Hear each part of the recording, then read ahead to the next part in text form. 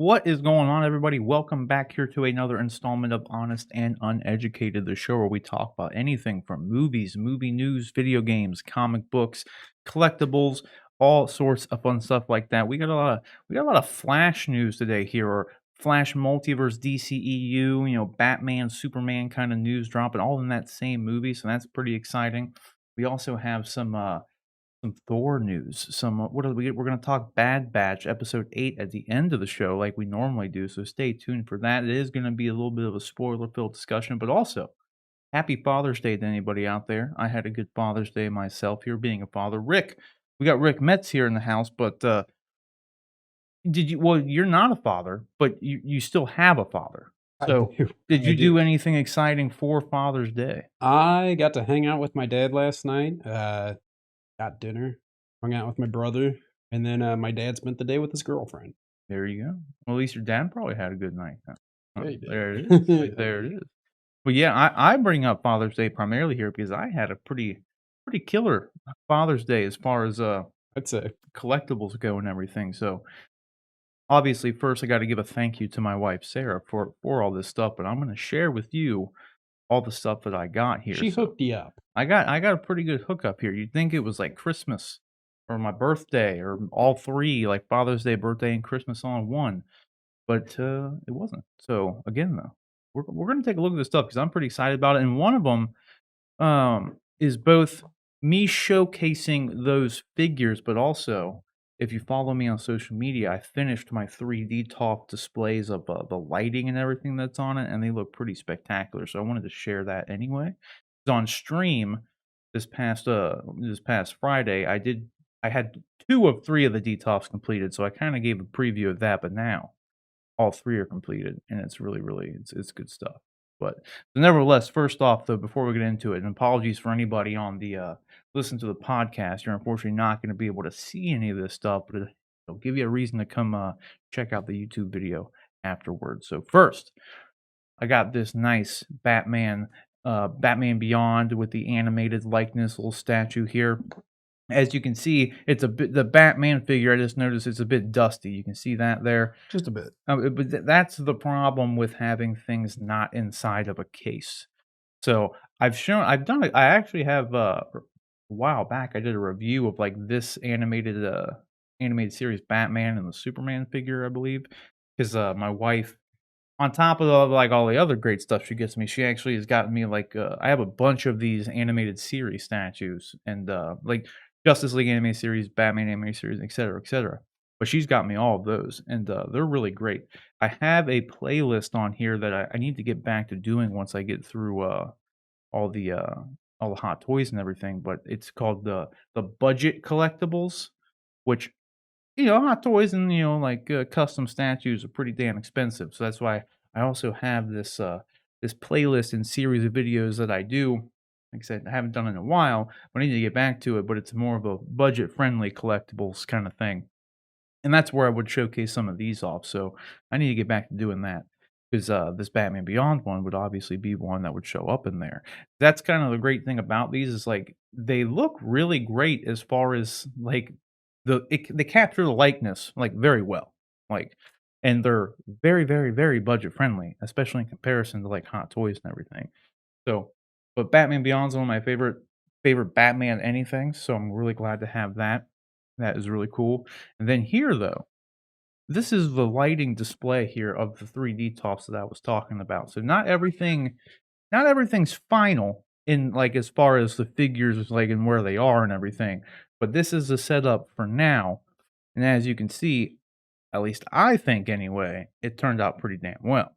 What do you think, Rick? You think this I looks think good? it did, yeah. In I person, I mean, pictures don't really do it justice. It really doesn't. I just took this picture with my phone too, of all things, so if I mean, I'm sure I could go in there and, take some pictures with, like, this camera and something, and it'd be a lot better, but nevertheless, this looks pretty great. What'd you get?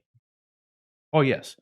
And the new stuff in here that I got though, is the Endor Leia from Return of the Jedi down here next to Bespin Leia NR2. So I got that. My wife got me that. So again, thank you. Thank you. And then she also got me the Skiff Guard Lando here. So I finally, if you were watching the stream this past week, I think we were talking about this on the stream. One of the key things that me and John were talking about, this may have been after you left, Rick, I can't remember. But I used to have Han Solo and Carbonite here down behind Phasma and Kylo. It really didn't go with them. You know what I mean? It's a completely different time frame. The only thing I had with it was like, well, that's his dad. You know, that's Kylo's dad. So I just kind of threw him in there with him. Frozen in carbonite. Yeah. Yeah. So, but I mean, aside from that, the only thing I really had that could go with the Han Solo and Carbonite was Vader or Bespin Leia, but they don't really go with him all that well. And then like Vader takes up too much room with his base, and then Solo takes up like as you can see, pretty much takes up the whole damn shelf. So even the figures I had that could go with the Vader or the Solo, I didn't. They wouldn't even fit on the shelf together. So that worked out like in more ways than one because that Skiff Guard Lando is a super dope figure. It is. It is. Like it looks really well done. That's a sideshow piece, but it also gave me like something to actually put with Han here that actually makes That's a sense. sideshow? That is a sideshow Skiff That's a Guard. good looking sideshow. The head sculpt's actually surprisingly good too. Yeah. Like because it has a regular Lando head sculpt unhelmeted, but then it has the helmeted head sculpt. So, but it looks very nicely done. But the other thing this did was give me a good excuse here to you'll like this, Rick. Hmm. It's in my cart right now. I'm just waiting. I'm gonna pull the trigger here eventually, I'm fairly certain.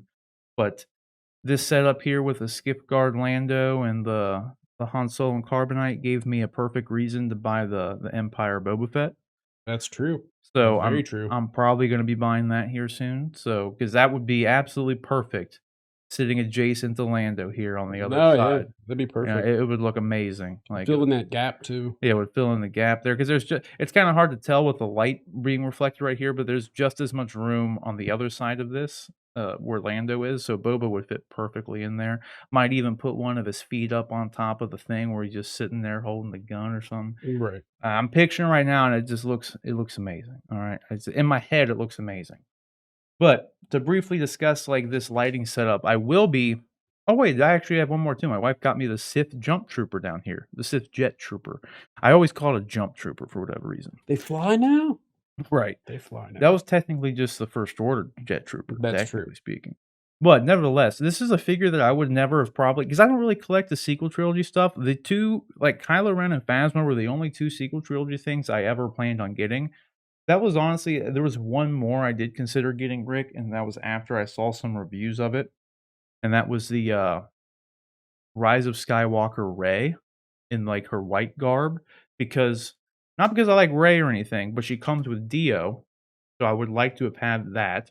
Just like I would like to have like a BB-8 and everything, but I haven't wanted to actually go out of my way and buy all that stuff. Yeah. But the Rey figure comes with 3 lightsabers.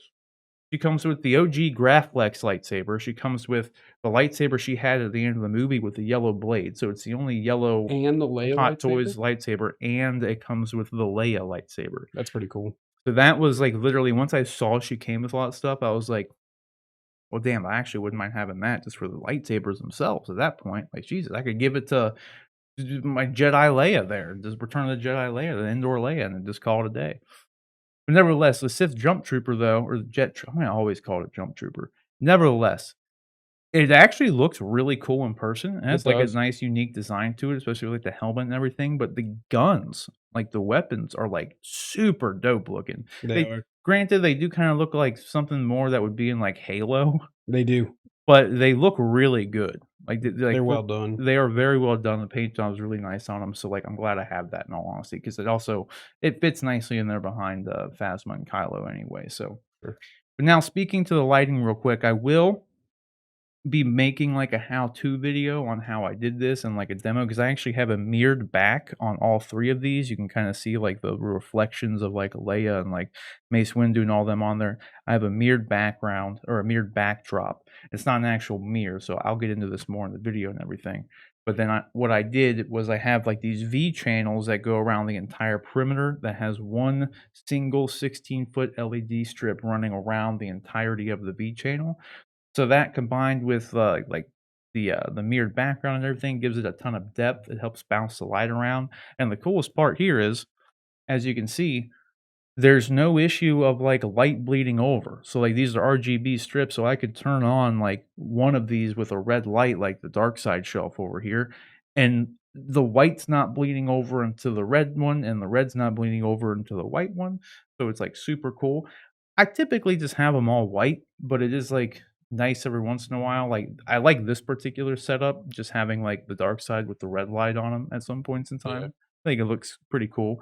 And then to take it even a step further, just to demonstrate there's no light bleed, look at that. You can do green, blue, and red, and they all stick to their own respective color. So, like, RGB. yeah, it is RGB, look at that.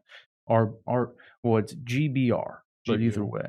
But nevertheless, I posted, some stuff on Facebook and, like, some, collector groups about when I was setting up this lighting and everything. And the reason I bring this up is I got a lot of questions about, would there be light bleed over from one into the other and, blah, blah, blah, blah, blah. And, there's not.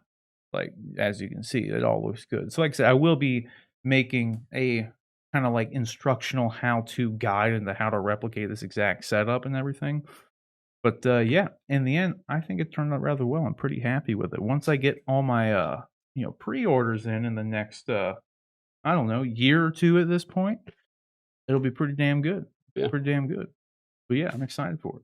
All I'm right. excited for it. So, again, thank you to my lovely wife, Sarah, for getting me all this stuff. So, it's very Pays to be a dad sometimes. it does. It pays to have a wife that loves you more than anything. Because I don't think I I don't don't know yeah, I that. don't think it's really common for it's not a very normal, typical Father's Day, you know what I mean? No, but Whipping out 3, like, Hot Toys figures and a statue, the Batman Beyond statue, like, it's a pretty big day. Pretty big day. So, yeah, it was great, though. It was a good time. I was excited about it. Excited I have the shelves done and everything, so, yeah. That was my, quick little Father's Day extravaganza here so far, so but yeah, let me know if you guys have any questions about the shelves. I will be making a, video for all that stuff and whatnot, but nevertheless, let's get into the actual show here. So first off, before we get into any of the topics rather, do not forget that you can submit topics and questions to us, for us, to address on this very show by emailing us at honestanduneducated@gmail.com. That's honestanduneducated@gmail.com. Also, every Wednesday, our collectible reviews go up. The most recent one I did was the deluxe version of Jyn Erso from Rogue One, so that full review is up on the channel now. And again, those drop every Wednesday, so go check that out, like it, subscribe, all that sorts of fun stuff. And then lastly, every Friday we do our live streams as we've mentioned before here. And I normally, when I get new figures in, I'll do like an unboxing and figure preview during the live stream. So we normally go around start between like 8 and 9 p.m. Eastern time. So that's every Friday usually, unless something comes up. So come hang out with us there. And then, like I said, if you like the hot toys and the collectibles and stuff, we normally do the figure unboxing and previews then. So there is that. So, but with that down, let's get into our first topic here. And our first topic today, guys, like I mentioned off the top, we had a lot of news about like the Ezra Miller Flash movie. The good news is, I've said this time and time again, I'll believe this movie is happening once I see some set photos and some cameras rolling and things like that, because this movie has pretty much been in development hell for the last four plus years at this point. They've had like 4 or 5 different directors and writers attached to it. I just had to it's kinda like Black Adam, like, yeah, I'll believe it when I see it. Speaking of Black Adam, before I forget, I actually did just see a tweet from, I think it was a tweet or something, but Dwayne "The Rock" Johnson himself said that they only have 3 more weeks of filming on jeez. Black Adam. So, like, they actually that movie's apparently finally coming, so I'm excited about that, but sticking to the Flash movie here, Andy Muschietti, the director who they finally settled on, who is officially actually making this goddamn movie, released some pictures well, actually, not too long ago, he, kind of made an announcement. I think it wasn't during Fandom that this announcement happened, but it wasn't too long ago either. I forget when he actually made this drop, but It's like a couple months ago. it was a couple months ago he announced that, Supergirl was going to actually be appearing in this Flash movie, and at like, they posted the video up online where he, like, got on a Zoom call with the actress who's got the role, and, like, he shared the video of her telling her that she's Supergirl for the movie, so that was kinda cool. But now we actually have our first look at what the actual suit is going to look like. So since this picture came out, this was the first one that he dropped, and there's been some more set photos that I've released here, but sticking with this one for now, the first thing that caught my eye obviously was the S is sticking to the theme of old my boy Henry Cavill's Superman It does look shield very there. similar. It's 100% the same style S, the same design as the Man of Steel Justice League Henry Cavill suit, so I was very happy to see that. That at least, you know, Henry Cavill being my favorite Superman just gives me a little bit of hope that we might see him again. You What know the what I symbol mean? stands for.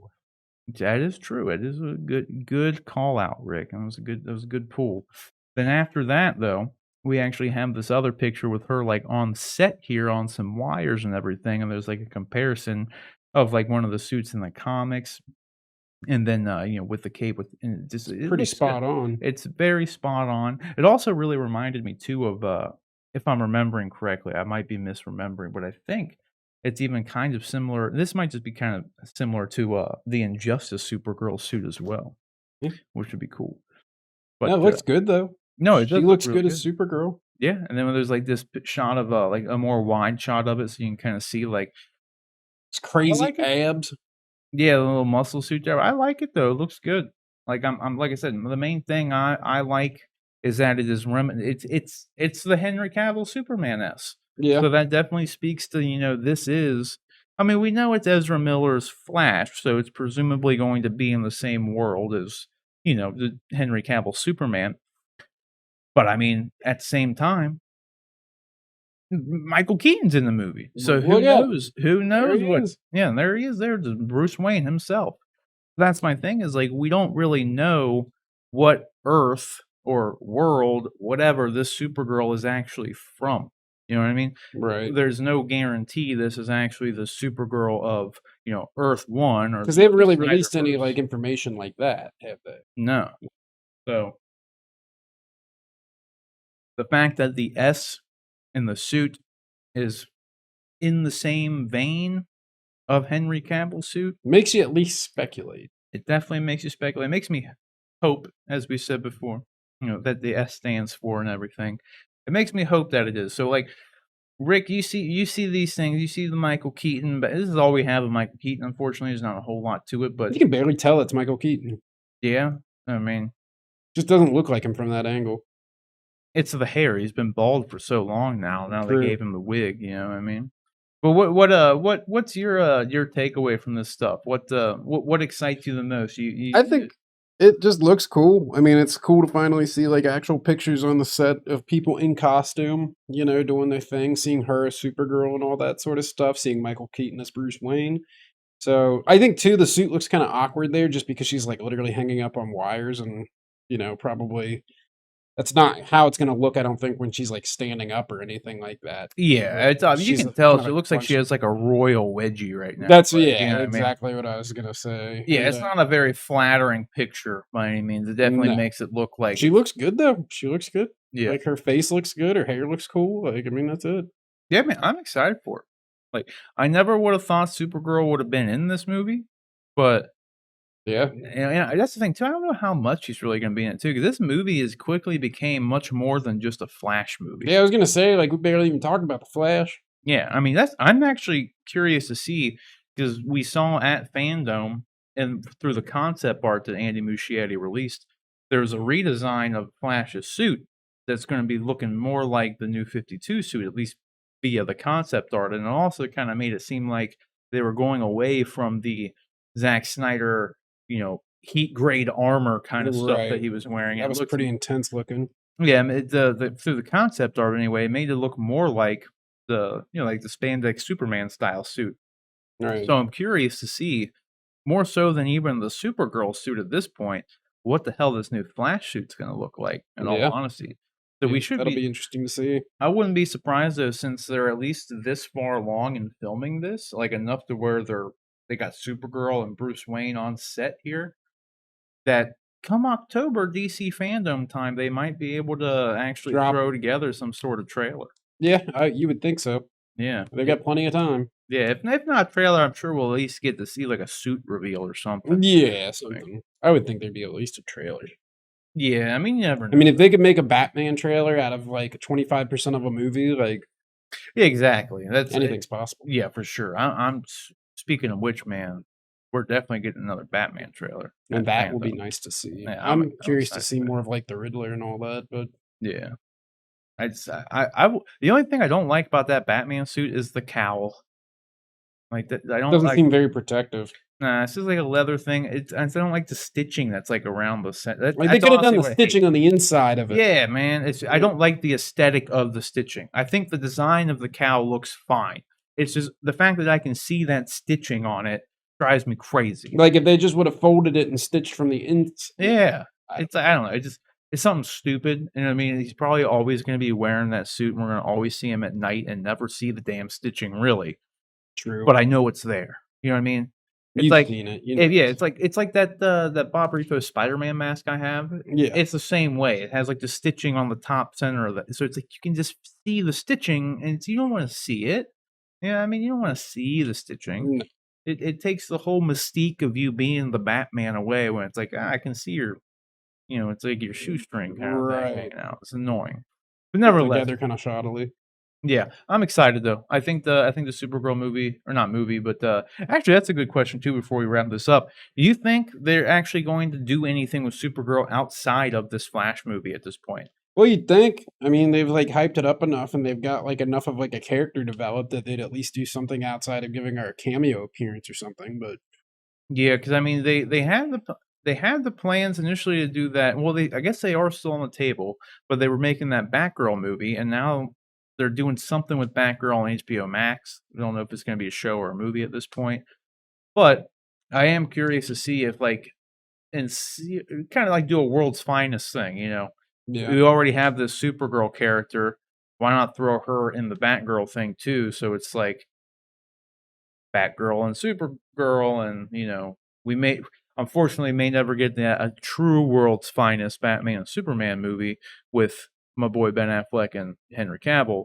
But hell, if this Supergirl character is good, I'd like to see her show up again. We'll just have to kind of wait and see. I could see her doing something with the Batgirl show or movies and showing back up again. right. Have to wait and see. But yeah, that pretty much is. So guys, what do you think about this? I wish we would have got a couple more pictures of Bruce Wayne, of Michael Keaton's Bruce Wayne or something. Maybe even if Ben Affleck was back in the background too, so we at least knew and some idea that these two Batmen are gonna meet. 'Cause that's another thing we don't know. Like, is Bruce Wayne's Batman or is Ben Affleck's Batman going to meet Michael Keaton's Batman, or is it just gonna be Flash kind of going in between both? I mean, I'm curious to see that because it'd be really cool to see both of them on screen. Two Batman in one shot, that'd be pretty cool. So, what do you guys think of the Supergirl suit? Are you excited for the Flash movie? I for one I'm kind of stunned that we're actually getting set photos and everything because I guess it's now official. I can finally say like the movie's being made. So I guess I'm happy about that because I won't.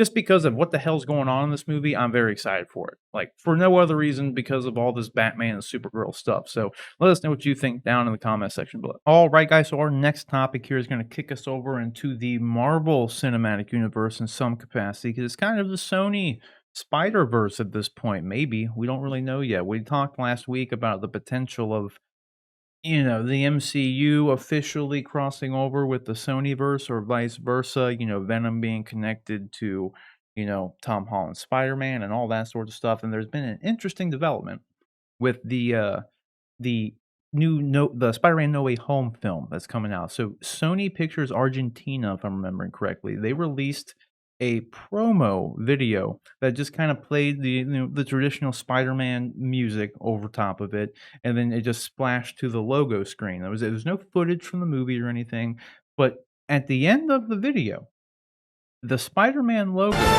Oh my god, the music was really loud. It was That loud. scared me. It was supposed to be muted, but I'm gonna play it in that because at the end of the video, this is what got everybody freaking out here. As hold on, I forgot to do this too, guys. I'm sorry. Let me actually turn the damn video on for you to see it. Here we go.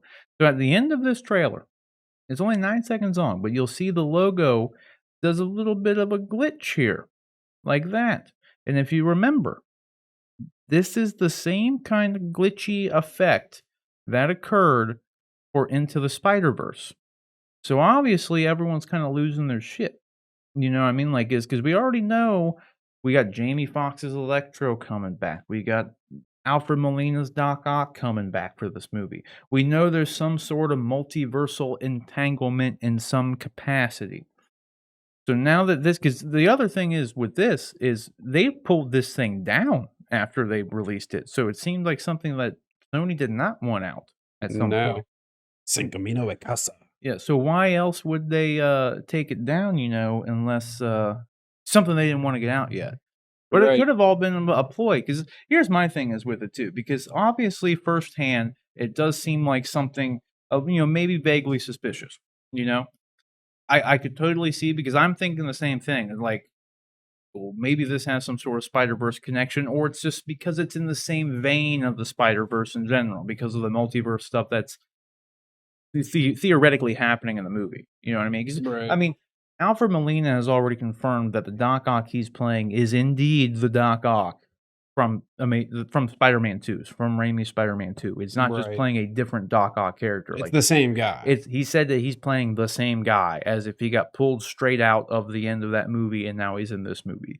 So that alone completely confirms and indicates that there is some sort of multiversal entanglement of some sort happening in this movie. So a theory that I've always had, at least something that I thought would be cool, since they are doing some sort of multiverse stuff with this movie, the fact that they made Spider-Man Into the Spider-Verse and it was such a good movie. I mean, it was an Oscar-winning film, for God's sake. I thought it'd actually be cool for like while they're doing this Spider-Verse stuff. So if you have just like the Flash runs through time and like he through his power he creates the tunnel, into the other world and whatnot. It'd be cool if there was like a scene where Spider-Man's getting shot through the Spider-Verse and he, like, lands in the Into the Spider-Verse world. So we see animated Tom Holland, and it's, like, That'd be funny. the same design, the same animation. It literally looks like he just got dropped into the That Into the movie. Spider-Verse world, Yeah. yeah. So you got, like, Spider-Ham there, Spider-Man Noir, played by Nick Cage and all that, and there's just, like, a quick scene of him just, like, as he's being very reminiscent to the Doctor Strange scene where the Ancient One just, like, touches his head, and he gets shot through the multiverse real quick. Yeah. Just a very quick scene like that. But while this is happening, Peter gets shot into that world. Maybe we see him shot into the 2D Spider-Man world, and he does the pointing thing. Right, He's like right. the 3rd one in there. Yeah, he's just like Wait a minute. yeah, and then he gets shot into this world. I thought that'd be a really cool thing to do if they are indeed connecting these universes in some capacity. So, You'd think they are. I mean, I Based don't on see everything. that's what I'm saying. Based on this trailer, I'd say it's possible. Like, more now, I don't Alfred Molina's comments, like I said, 100% confirmed there was some sort of multiversal stuff going on. But, I mean, if I was Sony and I made Into the Spider-Verse, an Oscar-winning movie, why would I not try to cash in on that in all ways possible? Because it'd be fitting for it wouldn't be like they're just doing it just to do it. Like, this movie is already gonna be doing some multiverse stuff, so it fits into the theme, like, supposedly, theoretically. So, I mean, I would like to see it. Do you think that they're gonna be connecting this to the Into the Spider-Verse I film don't in know. any way, or do you think it's just because it's in the same vein that they use the same kinda logo? I think it's that. I don't know that they're necessarily. It'd be cool if they did it in the Into the Spider-Verse universe or whatever, but I don't know that that's gonna happen. That's a lot to throw into a movie because 'cause you've already got the talk of, like, Doc Ock and, Jamie Foxx and all that sorta stuff. At that point, it's just like, where would the story even fit in, you know? But I could be wrong. No, that is a legitimate concern, though, because it's kind of It's like, like they're almost just trying to impress you with, like, "Look what else we threw in," like, yeah, like Amazing Spider-Man 2, where it was like, every Sinister villain you can 6, think yeah, of, like, yeah. we're just doing this to set up Sinister 6, like, Right. you do run that risk, especially too, you always run the risk, as we've seen with, like, the Loki show even. Anytime you do anything that involves time travel or multiverse hopping, you just run into the problem of, just logic problems in general. Like, well, if he's here, then how did this happen here kind of thing. You always True. run into that. And then you run into like watering down your story for the sake of but it looks cool, like, Yeah. "Ooh," That's what I would be afraid of more than anything is, like, they'd sacrifice, like, a good, decent plot to stuff just looking cool and fanfare of, like, "Look what else we put in here," like, Yeah. "Guess who else showed up?" Yeah, I still think it'd be cool if they do have a scenario where he's getting, like, shot through the They gotta Spider-Verse. do the pointing thing. Yeah, like, if they gotta do the pointing thing, and they gotta do the drop him into this world thing. If they're doing that, though. Yeah, I mean, like, if they have it, because that's really the only way I would see it working. Like, is if, like, Madam Web shows up and touches his head and makes him get shot through, just like the Doctor Strange scene, like, the Yeah. exact kind of scene.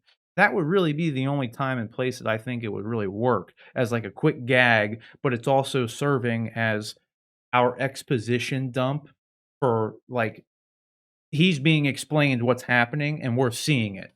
You know what I mean? Right. So, like I said, Madam Web touches his head and said, "Oh, there's Spider-Verse stuff, and like this, and this. You're all connected, and blah blah blah." And then as that's happening, you see the pointing scene, and you see him get dropped in there. Like it would work for that. You know what I mean? Yeah. Because I don't. In the end, like I do agree with you. Like if they start throwing in too much stuff, they just run the risk of like just watering down the story, just, like, just doing cool stuff for the sake of doing, like, cool stuff, like, Right, right. because it is you're right, and where it's like you're already trying to throw in Doc Ock from, the 2000 Spider-Man movie, and then you're trying to throw in Jamie Foxx from another different Spider-Verse in and of itself, so it's like in that same vein, it would make sense for something like this to happen, but it's also like, you gotta make all that make sense first. Like, Right. if you're gonna have that stuff happening, like, let's make it make sense before we start throwing even more shit at you just for the sake of doing it, so True, true.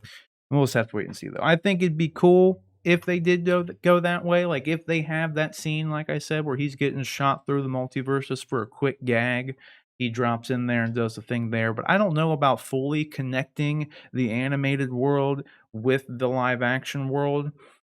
If done right, it could be cool, but in the end, is it really necessary, I guess is the question. So, whatever you guys think, though, let us know down in the comment section below. All right, guys. So, our next topic here keeps us in the whole, Tom Holland Spider-Verse or multiverse kind of potential here, but in a little bit different of a capacity. As I mentioned before, it's more in line with the whole Venom potentially being connected to the Tom Holland stuff. So, not the Spider-Verse movie, but the whole Sony M Marvel Spider-Verse thing that they're doing in live action, I don't even know what you wanna call it. They were calling it Spunk before, the Spider-Man universe of Marvel characters, it's stupid ass name. But either way, most recently here, this is in reference to the Morbius movie, which when that trailer came out, Rick, it was kind of confusing in and of itself because the trailer plays out, and then all of a sudden, he's walking down the alley, and there's a mural of Spider-Man painted on the wall. Like Tom Holland Spider-Man. Well, it was the video game Spider-Man, which Oh. was even more weird, in all honesty. But Mm. either way, it was like the classic suit rendition of like the video game Spider-Man. Yeah. But it was just on the wall, painted there. So obviously indicates that Spider-Man exists in some capacity in the Morbius movie. Yeah, yeah. But which was interesting because there was no reference to Spider-Man in the Venom movie, which you thought would that be the most logical place to throw Spider-Man into, or at But least will to there be in mention. Venom 2? We don't know yet. But to top that off, with the Morbius trailer, which that movie we should have already seen by now, speaking of which, but at the very end of it, to add more confusion to the mix, all of a sudden, Michael Keaton shows up in the same outfit that he was wearing in prison at the end of Spider-Man: Homecoming in the Morbius trailer, so pretty much indicating that Vulture from the MCU is showing up in the Morbius movie in Right. some capacity. So, but we still haven't that technically speaking got any confirmation as to whether or not this movie does take place in the MCU. But maybe we did now because recently here, Tyrese Gibson who's, in the Fast and Furious movies and everything like that, but he's been in a lot of other stuff too, but he's actually in the Morbius movie. I think he's playing like a police officer of some kind, if I'm not mistaken. I might be thinking of another movie he was in. But he's in there. I think he's playing a detective or a cop or something in the Morbius movie, and correct me if I'm wrong, it's not important. But either way, he's in the movie, and he was doing an interview with somebody, about, like, Fast 9. I think it was for about Fast 9, but he ends up being asked if if the Morbius movie is a part of the MCU, and he just straight up says yes. Now, the important thing here to mention is that I don't necessarily know, and none of us do. I don't think this was actually like a televised, like a recorded interview, so it's hard to know what like the cadence was of like how they were speaking, how the question was asked, and how he actually responded. Because just reading that he said yes, we don't know what kind of led to him saying like what was the preface that they all set Well, up. It's we talked about it off camera. I mean, it's something as simple as just like to him, it might just be like, yeah, it's a Marvel movie. yeah, exactly, It's in the MCU. It's a Marvel exactly. movie, even though it's like not technically. Yeah, because then he goes on because just to clarify too, this is the thing that makes it kinda iffy, 'cause the guy goes on to say that, to be sure, they went ahead and clarified, "Are the Avengers a part of this world?" He said, "Yes." Simply. Yeah. He just said, "Yes." So it's like both times he just said, "Yes." And again, it's hard to know because we don't know the cadence of anybody's speech here. We don't know what prefaced it, but, like, Yeah. to Rick's point, what we were kinda talking about off camera about this was, like, someone like Tyrese Gibson or any other actor out there really, for most people, they're not sitting around speculating, watching shows like this show that we do. They're not Be cool if they tied. did. It would be cool if they did. Some people do. Some people are a little bit more tied into it. I'm not saying it's like none of them are, but like in most cases, actors are there to do a job, and they're not necessarily big fans. They're not wrapped up in the fandom of it all. No. They're just doing their job.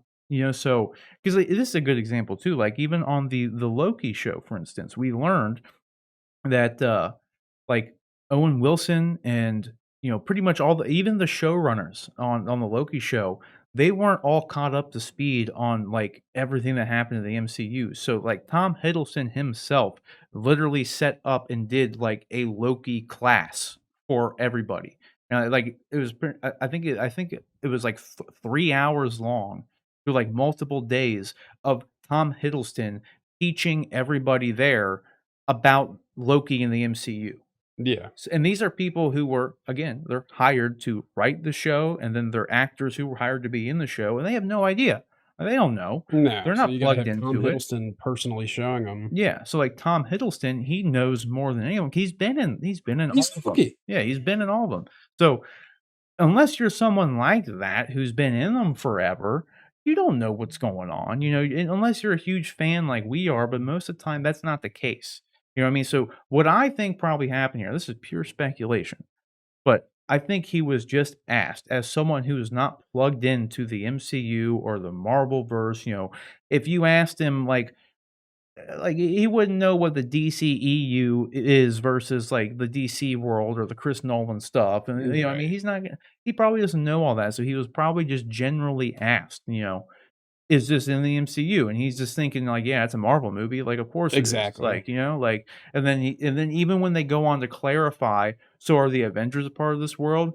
He just says yes, as because he knows that the Avengers are a Marvel property. You know Exactly. what I mean? Not so much that yeah, this is totally in the MCU, and, like, 'cause, like, if they really wanted to clarify this to, like, make me 100% believe that this is 100% true, they should have said, "So, to clarify, Robert Downey Jr.'s Iron Man and Chris Evans' Captain America exist in this same world as Morbius." Right. Right. That's what you need to say. If they would have clarified with Make it that, a little more specific. yeah, that would have been a lot more eyebrow-raising information, you know what I mean? Now, granted, it's still possible that all this is 100% true because, like I said, Michael Keaton's Vulture was in the Morbius trailer. Yeah. So he might know exactly what the F's up, and he might have just said, yeah, because it's true. You know what I mean? Like, it might just be legit. So, like, I'm kind of on the fence about it. There was another, Sony's apparently came out and, like, denied this as well and, like, corrected his statements.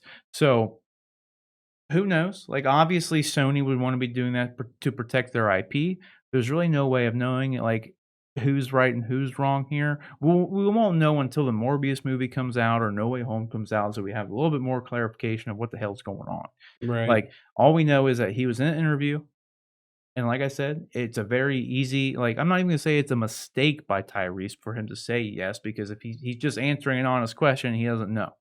So, like, they asked him, if it's a Marvel movie, and he's just like, "Yeah, Sure. duh." Yeah. Like, I know, because he knows it's a Marvel movie, like I said. Exactly. So Exactly. it just is what it is. So I think that it's a 50-50 shot in my opinion. It's not it doesn't make me lean one way or the other. I honestly think still the inclusion of, Michael Keaton's Vulture in the initial Morbius trailer is more of an inclination than what he's saying, just because like I said, he doesn't know. He might I'm not gonna expect him to know. I'm not gonna expect him to sit here and be as invested in this shit as, like, we are, you know what I Yeah. mean? I Right. think he Right. was just talking off the cuff. I Just don't like, know. yeah, sure, Marvel. Yeah, like, I don't not to say that he's, like, stupid and doesn't understand No, the question, but nothing like that, just you gotta think too. Anytime these actors do these press events like this, they sit here in our room. This is an all day thing for them.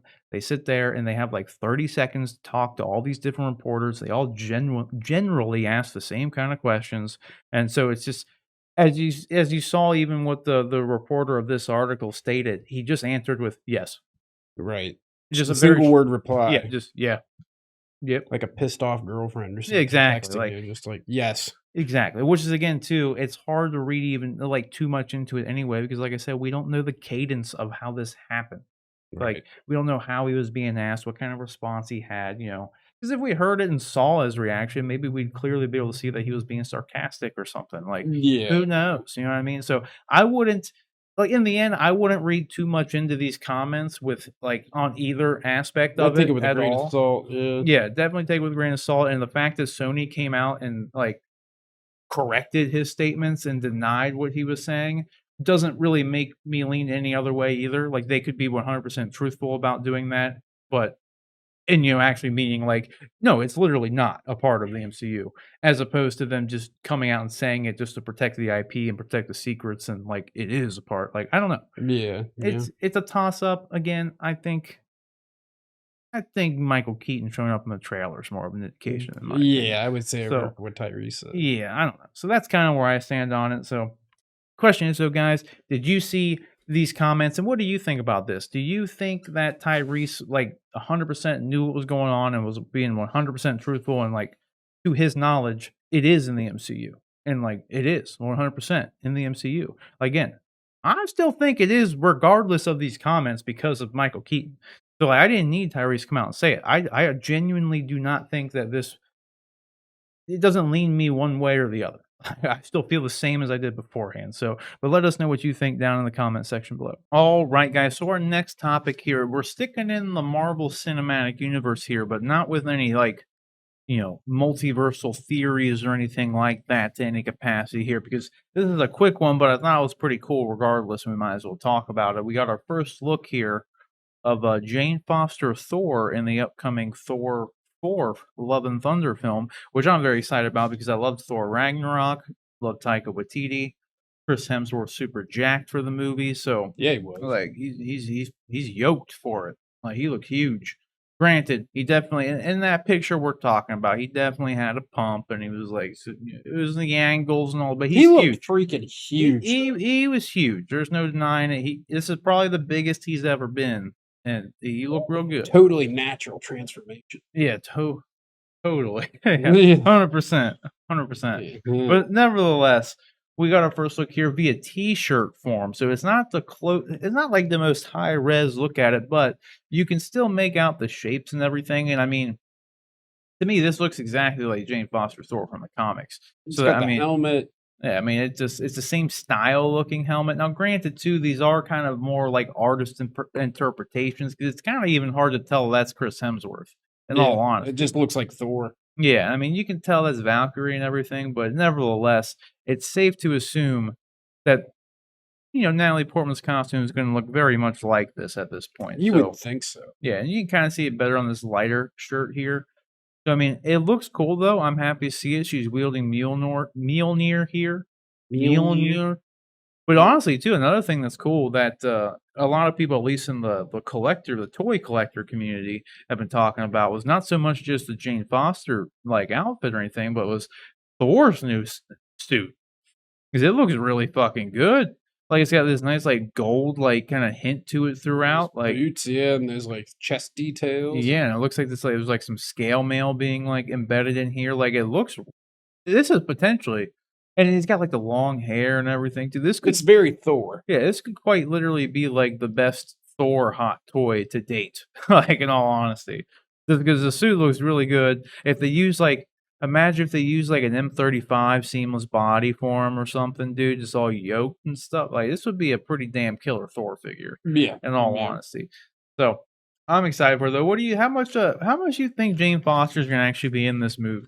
Well, probably quite a bit, I would think. I don't know much about, like, the lore behind her and all that sort of stuff, but, like, they've made it out to be like she's basically, like, the main almost one of the main characters of the movie. I mean, she Yeah. kind of is, but, you know, I think you'll see her as female Thor, Jane Foster Thor, a lot. I'm hoping so. I hope they do something because Natalie Portman's such a great actress. She is. And she just in the Marvel movies, she never really got a chance to do anything. They just had her Yeah, there for like she had some stuff to do in the first Thor movie, but then from then on out, she was just kind of like there. And yeah, then I mean, nothing we haven't seen her since Thor 2. So nothing too special or yeah, anything by I'm any hoping means. that with Taika Waititi's sensibilities to it, that this will not only be just like a super cool character, but also like breathe a little bit more life into her, make Yeah, her more of a fun, likable character. sure, Because sure. I don't know, she just didn't really the Jane Foster character up to this point didn't really have anything going for her, really. Yeah, So whereas this will give her kind of like a whole new, like, outlook, sort of. yeah, like a whole new identity, really. Really, yeah. So So I'm hoping they, because I mean, when Taika Waititi came in to Thor in general, he breathed a lot of new life into the franchise as it is. Like Thor was a lot more, comedic and just, it felt more humanized, really more Yeah, so than really anything. it did. So I liked Ragnarok, yeah, Ragnarok's a great movie. Like, Jeff Goldblum, like, yeah, Jeff Goldblum was awesome in it. So yeah, I'm excited to see it. So the question is though, guys, what do you think about this first look at the Jane Foster Thor outfit here? I think it looks great. I think it'll be a great hot toy. This is the kind of things that make me wish I collected the Marvel hot toys in all honesty, because these would be like instant pre-orders if I collected them. In all honesty, because like I do think that these designs look really cool in and of themselves. So whatever you think, let us know down in the comment section below. All right, guys. So our next topic here is going to kick us over to I don't even know what we can call this right now, because it's not the DC universe, but it's not the DCEU. I don't know what this is. Kind of the DC universe is out in limbo right now because the property that hasn't happened yet, and it was the Nightwing movie that was formerly in development like a couple years back, around the same time Joss Whedon was working on the Batgirl movie that he was developing. Now they've since gone a different direction with that. The director Chris McKay, who directed the Lego Batman movie, was he announced and he was attached to be writing and directing a Nightwing film. And he has since directed the upcoming movie with Chris Pratt, the Tomorrow War film coming out on Amazon here in the coming weeks. I think it's like July 2nd it's available. So he directed that, and then recently here during an interview here, he brought up that he is still hopes that he could actually be making this Nightwing film, which it's interesting because up until this point, like I said, we don't even know what kind of universe this Nightwing movie was gonna be in, but I think now that DC, ever since Fandom and Walter Amada came out and said that they're really leaning into this multiverse stuff, I honestly think that now is kind of the perfect time to bring in this Nightwing character because they wouldn't even need to connect it to, like, Ben Affleck's Batman. They wouldn't have to do anything like that. Since they're doing this they're able to do these standalone movies like Joker and then Robert Pattinson's Batman. They can go ahead and make a Nightwing movie and not have to worry about how it connects to Ben Affleck's Batman or Robert Pattinson's Batman or anything like that. So I do think now is kind of probably the best time to do this. But I'm gonna go ahead and just read what he had to say here because it's nothing like too crazy by any means, but I thought it was kind of interesting because he says, "What I hope is that Warner Brothers and DC watch the Tomorrow War," which I said is a movie that he just recently made with Chris Pratt and everything, and get really excited again about the Nightwing movie that we've been talking about. And then he said, "I hope we get a chance to go out and make that Dick Grayson and Nightwing film, that particular part of Robin growing from being under Batman to becoming Nightwing and Bloodhaven and all that stuff. It's a really personal story to me." So I like that too. It's always nice. It's not an important thing by any means, but I always personally like when like a director or a writer has some sort of personal attachment or investment into the character because it doesn't always really matter by any means. You just get a good like you get a good writer, a good director, they make a good movie most of the time. But when you have one that actually is kind of a little bit more steeped into the lore in some way and actually cares about the material, a lot of times it's a good mixture for success here. So, and I did like if you never saw the Lego Batman movie, you could tell that the dude loves that world. Like that movie was just drenched in like Batman Easter eggs and love and just everything like that. So I was always very excited to see Chris McKay doing something else with like a live action DC character like in Nightwing too, because Nightwing is such a cool character, and he's never really like the Titan show really hasn't done him all that great. Like the show's not amazing, it's not terrible, but I'm surprised we haven't seen like a Nightwing film yet. that's what I'm saying. Like I think we're kind of due for it. But Like, yeah, I mean, in all honesty. and I think So it'd be cool, like you said too, the whole standalone thing. It doesn't have anything to do with any of the other movies or anything like that. Just make a cool Nightwing movie, you know?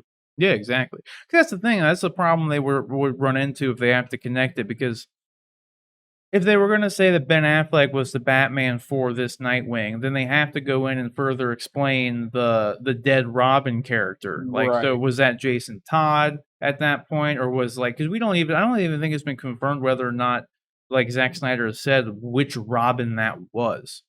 You know, I don't think it's they said whether or not it was Dick Grayson or if they said it was Jason Todd or whatever or Tim Drake, like who knows? Like I don't think it's ever been clarified. The assumption would be that it was Jason Todd, but at that point in time, with that, it would also indicate that there had to have been a Nightwing out there at some point, Right. which again was never really expanded on in the Snyderverse Talked itself. about, explained, or anything. Yeah, so it's not like it would be hard to suggest that, but it'd be a hell of a lot easier if Chris McKay could just come in and write a Nightwing movie, and kinda like how Titans does, like, we know Batman exists in that world, and Jorah Mormont himself played Bruce Wayne in that world, so, like, there's a completely different Batman there, and they're just telling that story of Robin or Nightwing. Right. So, that would kinda be the easiest way to go about it, just go and tell the Nightwing story you want. Just like the Nightwing comics, there's standalone Nightwing comics, and there's standalone Batman comics, and just there can be a Nightwing run that's referencing a Batman in the comics that is not the same Batman that's going on during the mainline Batman comics right now. Right, It's really right. no different. That's why I'm kinda happy about the direction DC's going with this multiverse stuff because it does allow them to just tell good stories and not worry about whatever the hell else is going on, just True. so I'm excited for that. And the last thing he kinda goes on to say is they asked him, like, what kind of movie this would be, and he says, "I hesitate to even bring up comparisons to other action movies because it might even give too much away. Because to me, it's an action thrill ride movie that's got an emotional story at its heart. It's a little bit about growing up under the shadow of somebody and coming into your own. I'm super excited about that, and I hope that we are in a place after Tomorrow War comes out that Warner Brothers wants to make that Nightwing movie." So the one thing I do kind of take away from this and him like referencing, like, hopefully after Tomorrow War's out, that like the Warner will want to do it. It almost makes me seem like Warner Brothers had hesitations about giving him the opportunity to make a live action movie. Right. Like, I don't know if he's made other I know he made Lego Batman and everything. I'm not sure what his resume had prior to Lego Batman, but it almost just sounds like it just seems like Warner Brothers was, like, hesitant with wanting him to do it, is what I'm Right. getting from it, because it sounds like he's saying, like, He's you trying to know, like. "Hopefully, after they see Tomorrow War, they'll know that I can make a good fucking live action movie." That's Like, what I was gonna say. It's almost like he's got to like prove himself with that. yeah, that's what it seems like. Like, It's what he made it sound like. yeah, that's the kind of vibe I'm picking up. And granted, given the former or current slash former leadership that was over at Warner Brothers, I wouldn't doubt it. Like, they didn't know what the hell they wanted to do. They haven't known what the hell they wanted to do, especially with DC properties for the last 7 years. Right. So, I wouldn't be surprised about all that, in all honesty. So, in the end, I hope this Tomorrow War movie is good so that if, like, this is, like, something he's able to, like, use and present to them and say, "This is the idea I have for Nightwing," like, dude, you could he at least would have something he could reference even, you know what I mean? Just, like, even if it wasn't them just, like, not believing he could do it, at least now he went out and he made this movie that is an action movie in some degree, so he can just Yeah. say, like he could use it for his pitch, you know? Like, Right, right. Like, look what I did with this, assuming that it's a good movie. yeah, assuming it's good. Yeah, for sure. Or at least if there's some cool shit in it, like, Right. at Like, least something. Because I wanna see this movie, and like I said, if you haven't seen Lego Batman, go watch Lego Batman and tell me that the guy who made Lego Batman would not be absolutely perfect to make any other kind of Batman related movie. Because the dude knows what the hell he's doing, and he gets the characters. Like, obviously, they'd be completely different kind of movies. Like a Batman movie was like a comedy more so than anything, but the yeah. dude understood the world. Like, Right, he right. got it.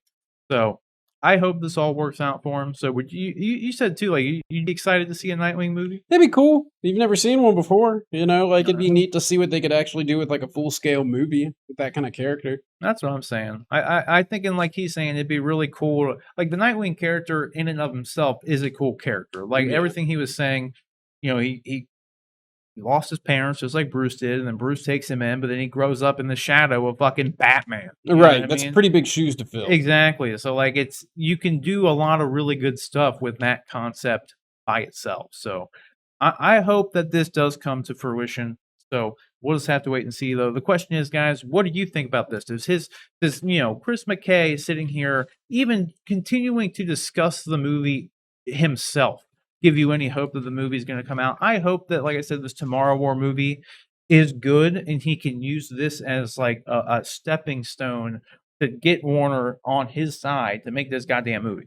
Because I want to see this Nightwing movie, and like I said, I'm excited for them to actually do some of these standalone multiversal type of movies to where it doesn't have to relate to Ben Affleck's Batman, doesn't have to relate to Robert Pattinson's Batman. It's just a Nightwing movie, just a good director telling a good story, making a good movie. That's all I want to see. So, whatever you think, let us know down in the comment section below. All right, guys. So, our final topic here before we're going to get into the Bad Batch episode 8 spoiler discussion here does sort of have to do with the Bad Batch, maybe in some capacity here, because just recently I've complained about it a little bit. A lot of people out there have complained about it a little bit. Ever since Loki debuted. It has nothing to do with the show Loki by any means. I love the Loki show itself, but it debuted on Wednesday, and that was always, I mean, for a lot of people, it's not the biggest deal in the world, and it's not like I I don't think it know, sucks. it's not the end of the world. You think it sucks? Yeah, just being, like, straight up and honest, like, to me, it was always, like, Friday night when I get home from work, I watch the show, then I come over here, we do our stream, we talk about it, whatever. I Wednesday know. just mixes that up, it just throws it off, like, I agree, dude. It really throws a wrench in things. I'm Like usually busy, pretty busy at least on, like, Wednesday nights, so, like, to me, it's a little difficult to just, like, sit down and watch that. yeah, that's how a lot of people are. Like John, who couldn't be with us here today, he has some prior engagements to do, obviously, Happy or Father's Day, otherwise Joe. he'd be here. But like he has plans. Like he has like I think he does golf or something every Wednesday, so he can't even watch it on Wednesdays in general. Like he doesn't have time. Like I'm at the gym for most of Wednesday night, so, like, I hate to say it, that kinda takes a little bit of priority for me. well, that's what I'm saying. It's like it's just being Wednesday is just kind of an inconvenient. It'd be different. I really wish that they would just drop it at midnight, like worldwide, because then you could watch it like Tuesday at midnight if you wanted to. Like, Yeah, yeah. like What not time that, do they drop it, actually? Like, well, they drop it at midnight, but not globally. Like so, it's 3 a.m. for us. yeah, It's that's midnight for Pacific Coast yeah, is when nobody's it gonna be up at drops. 3 AM. Yeah, so East Coast gets it at 3 a.m., and so they drop it at midnight Pacific time, Oh, yeah, yeah. as opposed to midnight worldwide.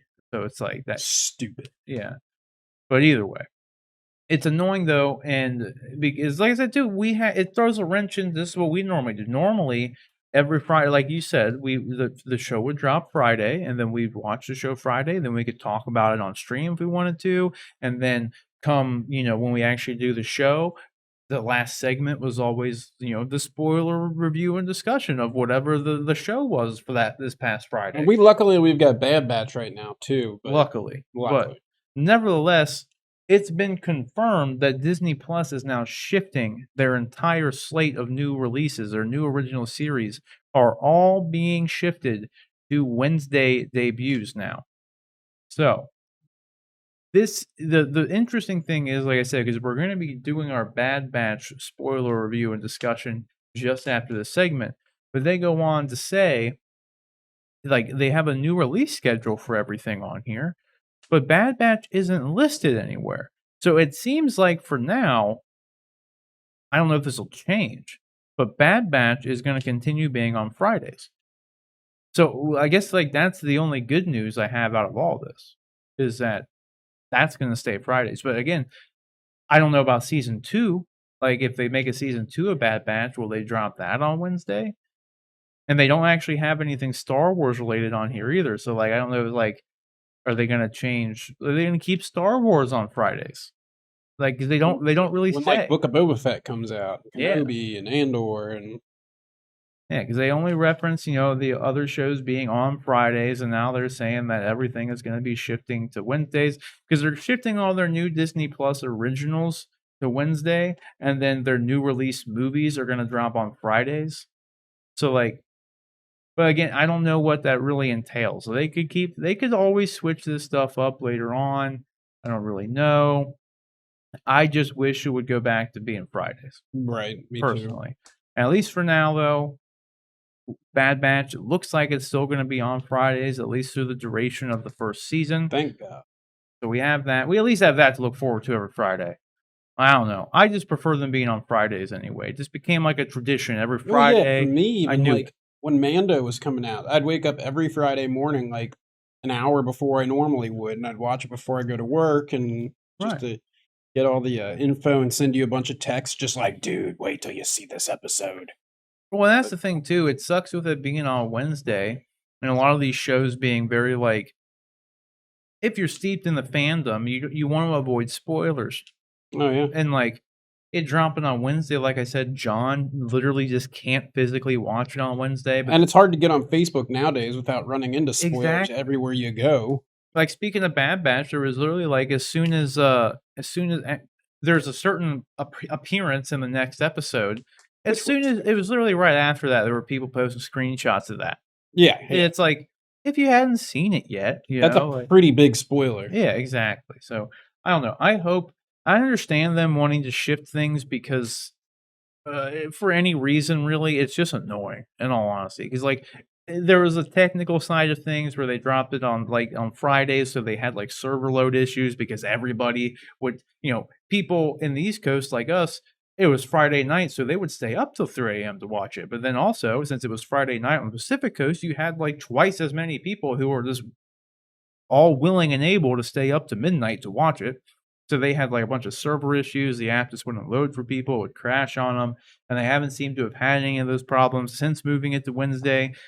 And Loki was like the most watched premiere. So it seemed like Wednesday actually worked out for him in some capacity. But I wouldn't read too much into Loki being the biggest, most watched premiere because there hasn't been a large enough sample size of their content yet. Like the hype train is still growing for them. So there hasn't been a lull and everything. The hype has always been up. So like WandaVision happened, then Falcon Winter Soldier was bigger, and then Loki was bigger. It's just because the hype is still going. It's still new. Right, So I wouldn't really read too much into Loki having the biggest debut as meaning anything other than it was able to build off what the other things had. You know what I right. mean? I don't think it had as much. Even though Loki's great, it's my favorite one so far. And then I'm only 2 episodes in, so like right now, I'm more interested. I'm more interested in Loki after 2 episodes than I was in the other shows after 2 episodes. Yeah, You know yeah. what I mean? So, I would say so. Yeah. nevertheless, I don't know. The question is though, guys, I'm not gonna sit here and complain about what day it's on anymore. Let us know what you think about it being on Wednesdays. Did it throw a wrench in any of your, general routines and traditions? Do you have a problem with it being on Wednesdays, or because are you even able to watch this stuff on Wednesday? That's the biggest problem with, I'd say anybody who's on the East Coast like us, we don't have the luxury of being able to stay up till midnight to watch the stuff. So if you have to wake up early in the morning to get to work the next day, you might not be able to watch the damn thing till Wednesday night at the very earliest.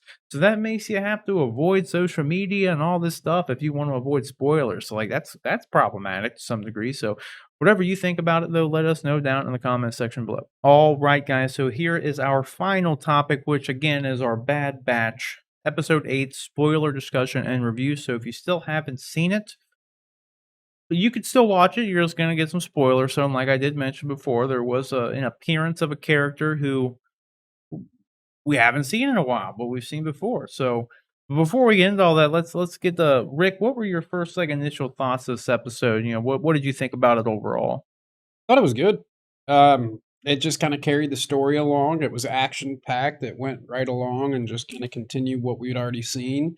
That cameo appearance at the end was definitely a big surprise. Kind of upsetting. I mean, I drew even some comparisons to the episode of The Mandalorian, the tragedy in season 2, just Hmm. because there's a lot of similarities with the way things happen. But I mean, like you said though, you kind of told me off camera, like you can find that with really anything. So, but I liked it. Yeah, I thought it was good, man. I really liked. I mean, like I said, this is final warning for spoilers. So I am going to name drop stuff here. It was nice to see Cad Bane, though. It was, yeah. Like out of all the people, I was not expecting to see Cad Bane, but Yeah, that was pretty cool though. I mean, it was really cool. I like his character. He's definitely like a Clint Eastwood, like gunslinger kind of. It'd be honestly the perfect character for the Mandalorian, He really would. like as like an opponent or like somebody. Well, what's interesting too is supposedly the dent on Boba Fett's helmet was by Cad Bane, so I wonder if we'll actually see that happen in the Bad Well, yeah, Batch. because there's a concept story from I think it was Clone Wars, like that was never made, and you can actually see the animation of Boba Fett when he first gets his armor facing off with Cad Bane, and boom, that was Hmm. yeah how the dent happened. Yeah, so I'm curious if we'll see some Boba Fett action up in the Bad Batch and maybe some Cad Bane versus Boba Fett action. That'd be I cool. presume Cad Bane will die shortly after that happens. Like I don't Yeah, think he's gonna survive. no, but it'll be interesting to see where they go with it. It'd be weird to see a live action Cad Bane. I don't know how they would do that if it'd be like mainly CG or It probably would be CG just for the mouth moving and everything, but yeah, they could do practical and CG. It'd probably be the better way to go about it. It really yeah. just depends. Like if they're gonna put as much work into it as a Thanos, then he'd probably work fine as CG. But if they're not planning on doing that, then I No. would use a practical base and then just kind of like the Deadpool mask, Yeah, do like Spider-Man effects on mask. top of it. Yeah. Yeah. But nevertheless, I love this episode. That was great. It was probably the most cinematic one of Yeah, any of them that we've had. There were some great shots in it. there were. We got our Crosshair finally returned. Yeah, he gets fucked up He does too. get fucked up. He really does. Like he gets like fucked up. Yeah, well, that's the thing too. What ends up happening with him, not to jump around, but I'm wondering how that's gonna impact because obviously, like where is it at? He got injured. Like he Like it gets makes you burned yeah, like he all gets like over his face and one of his eyes are covered. And he's a sniper. So I'm wondering what kind of impact this is actually gonna have on his psyche. You know what I he's mean? basically in an engine as it's running. Yeah. Yeah. But I mean if he's this what makes him unique is his ability as a sniper. If he is now damaged goods, He's like not gonna be the it, Empire may not want even anything to do with him. exactly, and that's the thing. How is it But going where's he to gonna go affect from him? there? Well, that's But the thing though, if he with the Order 66 stuff, it's he's not even gonna have a choice. well, what about like what if like with the injuries that Wrecker had, obviously like activating his inhibitor chip and all that. What if these injuries that Crosshair has endured have somehow or another affected his inhibitor chip? I mean, we just didn't get to see enough of it to actually see if that happened or anything, but it's possible. It is possible. I mean, we Like definitely won't know until hopefully there's the one thing, and I've said this every single time. My main complaint with this show is that I just still don't know where they're going with it. yeah.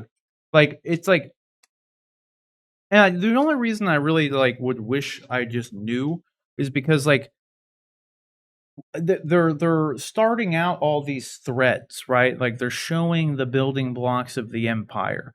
They introduce, the characters with the Bad Batch. They've done the thing with the Empire wanting to discontinue the clones, and, they've shown how, different worlds are affected by the Empire moving in and, Yeah, doing all the stuff. But if this show only lasts 1 season, like, there's gonna be so many, like, loose threads that just never get tied up, and it's gonna I really think bum that me there's going out. to be enough episodes if it is only one season where There's they. only 16 episodes. That's a lot though compared to like Mando. That's 2 seasons worth of Mando. Yeah, but the I'm just worried that, like, 'cause I look at, like, Clone Wars, for instance, okay? That show didn't really catch on, like, until, like, the show was over. There was, like, how Yeah, many years in between the final season of Clone Wars and then, like, even, like, there was a couple years in between season 5 and season 6, and then and then it was, like, years later they finally came back into season 7. yeah. You know what I It mean? So was literally years. yeah, so my main concern is that because I really love the show, and, like, I want to see more and more and more and more. I wanna see the rise of the Empire. That's something Yeah. that I've always wanted to see. Well, you're seeing that transition from clones to actual people, and not that clones aren't people, but True, true, true. Right. I mean, like even those elite clones from the first episode, those were just regular humans. They weren't clones. They were in clone armor, like the black clone armor, but they weren't Yeah, clones. they're just dudes, conscripted soldiers. Yeah, and they even said, I think they're like, we're not mercenaries. Yeah, there are people who are because that's the thing. The Empire is now leaning to they're gonna discontinue we know the Empire discontinues the clones, but, Yeah, like, that's the thing. They've introduced that as a story arc in this season. So, they haven't again really expanded on that a whole lot but, yeah, though. they haven't been focusing on it. Like, you know what I mean? Like, they've introduced a lot of very cool concept. We've seen a lot of cool characters, like, we saw Rex come back. Yeah, that was good. That was Rex great. is like one of my favorite characters. Yeah, Rex is awesome, so I would love to see more of Rex. Now we have Cad Bane back, so Right? I would like to see, like, where's that gonna go now? They have And that big then shootout at the end with them, and well, that's the thing is, like, we have the stuff with the Bad Batch, which is, like, the core of the show, yeah. but then they're doing all these other things, which is, like, I'm eating it all up. Like, I'm not saying this is a bad thing, I just worry that, like, the show's not gonna get a second season, and we're never gonna see this stuff play out. I You hope know what I they do. mean? I mean, I imagine it will. I hope it does, but, I mean, I just don't know, man. I don't know. I wanna see all these things, and I wanna see more of it. I want it to keep every time I going. come over, you're watching Clone Wars. Well, no, I'm done with everything now, though, so I'm not that's another reason why, like, I wanna see more of that Yeah, you dude. need more. I need It's like more. Kylo Ren and Last Jedi, like, "More! Yeah, dude, I'm, like, fiending for more, More!" and, like, that's one of, like, the great things about this show is it really is, like, a spiritual successor of the Clone Wars. Oh, yeah. Like It's like Clone Wars Part 2. yeah, it really is. So, like, so I'm very and not to mention, like, the animation, the overall look of everything is just fucking leaps and bounds beyond anything that it was before. So it's, like, even better. Like, even like, 'cause it looked great for the final 4 episodes of season 7 of the Clone Wars, but dude, this is so much better than that even. Like, this show looks incredible. It's They just did a really good job with it. it's a treat for the eyes. Like, I Yeah, love everything about how the show looks. right. So, like, I would love to see even dude, if they just went back and just reskinned all of Clone Wars to look like this, Right, just I'd use the watch same it. engine and Yeah, I'd watch it all, dude, like 100%.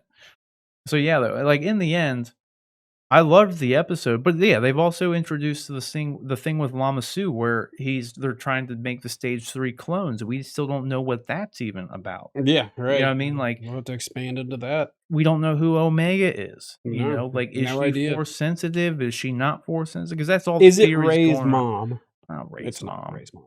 It's not Ray's. I don't like anybody out there who thinks like they're trying to make like Star Killer and she's Ray's mom. Like, dude, why are you reaching for so much People stuff? were even comparing just like, dude, she's got the same similar hairstyle as Palpatine. She's a Palpatine clone. It's just like, no, she. No, my God, no. Like, she's gonna like I don't know how meaningful she's gonna be by any means, but like You just quit reaching. Not everything People has saying to that she's connect. Phasma, like, all kinds of stupid shit. Yeah, not everything has to connect, Yeah. man. It's like, With Star Wars, it kinda does.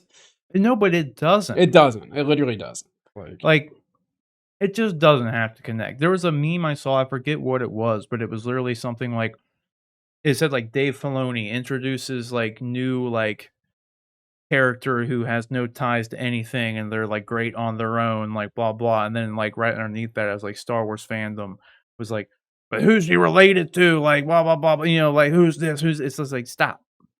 They're just characters, man. They're yeah, by just let them themselves. be. Let Let them them be their own exist as thing. themselves. Yeah, like, just let them do their thing, dude. Let them Mhm. do their thing.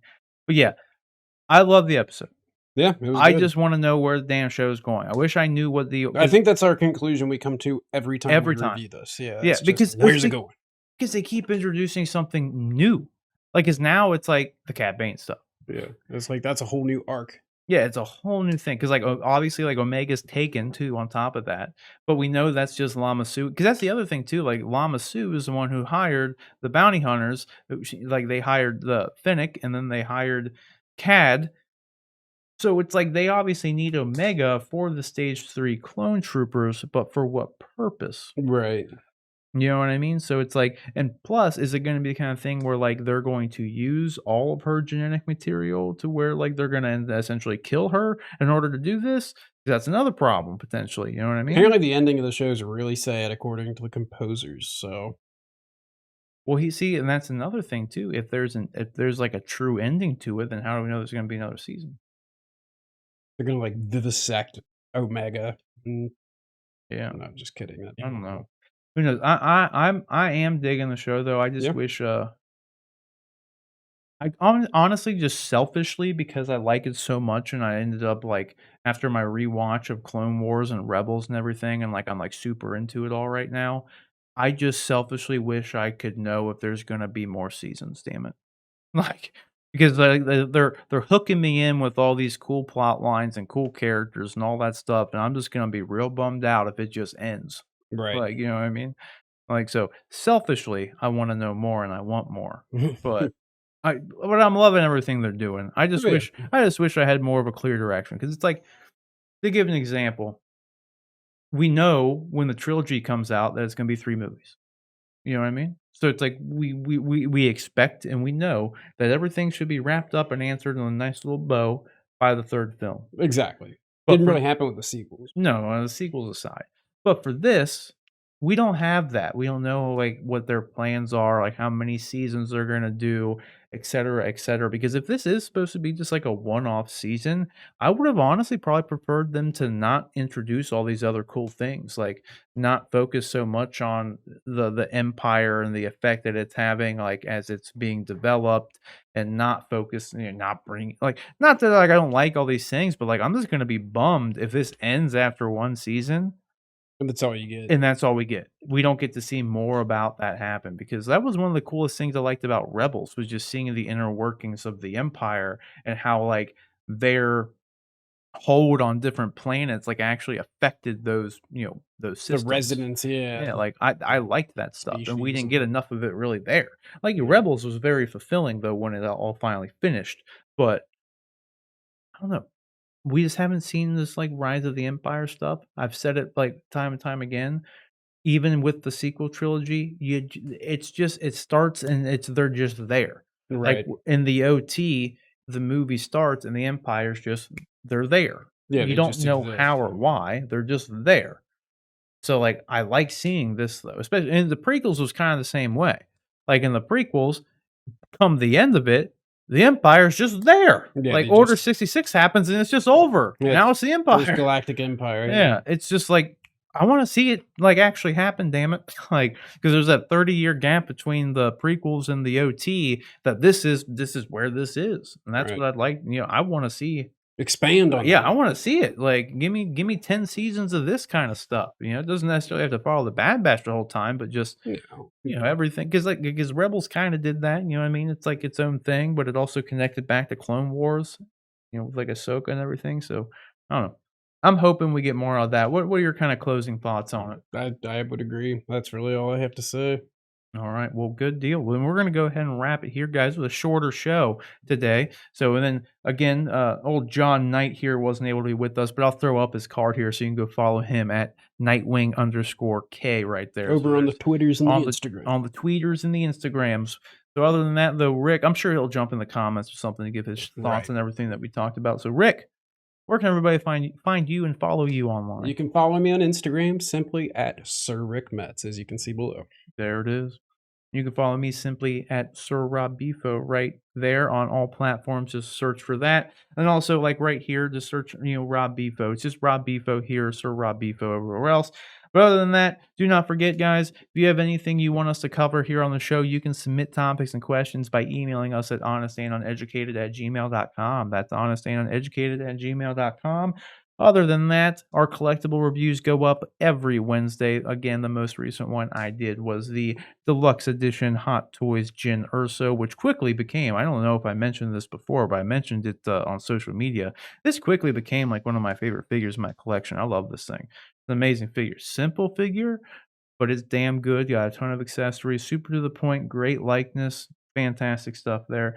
And then also don't forget to subscribe to the channel, like the video, and then we also have a podcast. So this show, Honest and Educated, goes up every Monday around 7 o'clock in the morning.